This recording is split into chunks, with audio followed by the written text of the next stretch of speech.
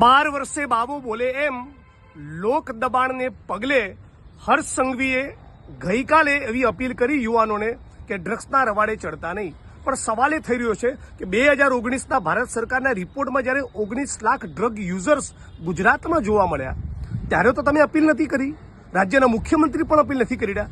અચાનક તમને કેમ મન થયું ગુજરાતની વર્તમાન પેઢીને અપીલ કરવાનું? આટલા વર્ષો સુધી તમે શું કર્યું? તમને બ્રહ્મ જ્ઞાન છે હમણાં પ્રાપ્ત થયું? બીજી મહત્વની વસ્તુ કે લોકોને તો તમે અપીલ કરી, બહુ સારી વાત છે, પણ સવાલ એ છે કે ગુજરાતમાં દરિયાકાંઠે અદાણીના પોર્ટ ઉપર કે કોઈ પણ ખૂણેથી ડ્રગ્સ આવશે જ નહીં। ના રહેગા બાંસ ના બજેગી બાંસુરી, ડ્રગ્સ આવે નહીં અને ડ્રગ્સના રવાડે કોઈ ચડે નહીં। આવું તમે સુનિશ્ચિત કરવા માંગો છો? આની ગેરંટી કેમ નથી આપતા?